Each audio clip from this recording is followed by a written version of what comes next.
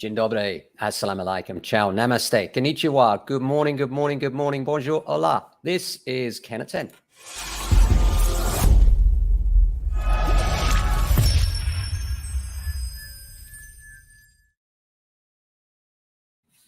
Good morning to you. You all have heard the news yesterday, no doubt, that base rates have increased to 3%. And we've got a mortgage advisor, a very special one, we're on a live chat with today for the podcast, actually, with Nicola McKenzie.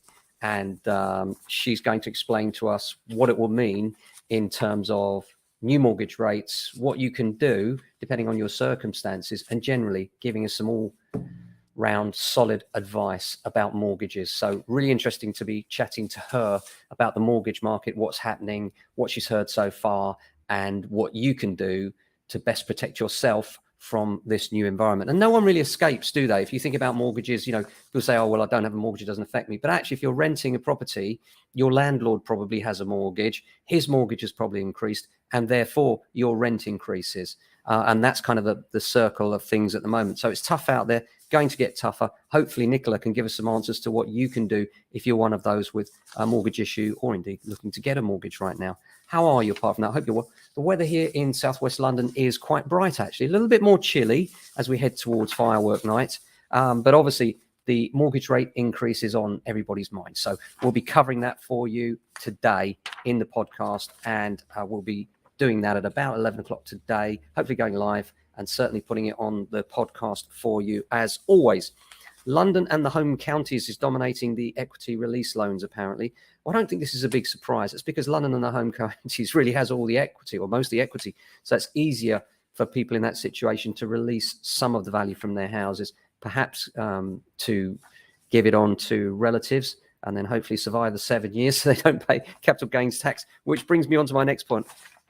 Jeremy Hunt, our new chancellor, has said to be targeting capital gains tax, dividends and non-doms. What can we expect from this? Well, we'll see. Obviously, the next important date is going to be the statement on the 17th of November when Jeremy Hunt announces what's going on there. But my guess would be non-doms will have an increased stamp duty rate, and there'll be other taxes and penalties for second homes.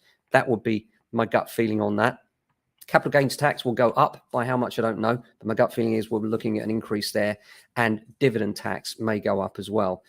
So the government are looking to recoup back some of that money and gain the confidence of the city so that the pound continues to settle where it is, in order that they don't have to increase interest rates any further and increase the pain. Projections are they will go up a bit further, though. My gut feeling is the era of cheap money is gone, and we will have to readjust to these new circumstances. But it's not easy. It's not easy because it's not just about that, is it? We've also got fuel bills and everything else. So tough times out there. But we'll be here to advise you of what's going on the ground, at the coalface, so to speak, in our offices where we deal with sales, lettings and property management every day. One of the things we're having to do right now is have some tough conversations with people that are currently sat on the market. And when we've looked at where they are on price versus where they should be, there's a massive gap. And what's often happened is it's that old story where some agents will go in and deliberately tell people a higher figure than they know the house is worth in order to get the client to sign on the dotted line. Once they've signed on the dotted line, often for a very extended period of time, maybe 20 or 30 weeks, whereas it should be a much shorter period, in my view. And then they say to the client, look, you know, we've taken the house on at this, but we're not selling, we're struggling. And the client doesn't understand, and understandably so, because the agent valued it at that price, and now they're saying that the price is no longer the price. It's very hard to get your head around now, I know.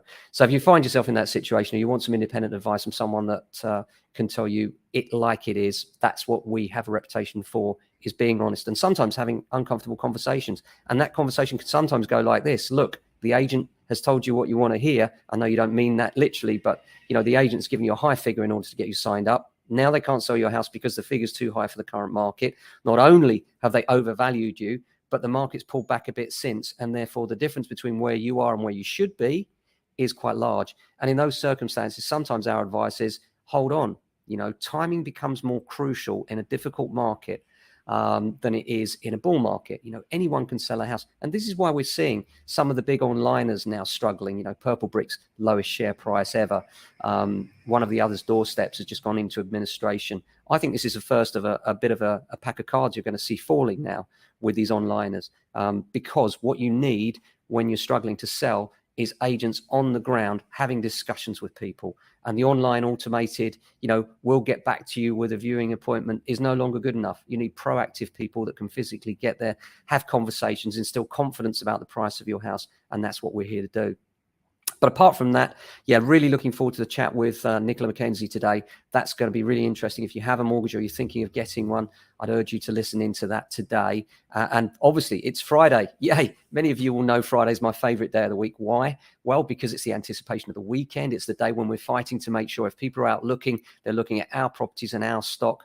And the way we do that is by calling up everybody, finding out how it's going, what they're looking for, not just mudslinging, but actually looking and saying, what are you looking at? Why haven't you bought yet?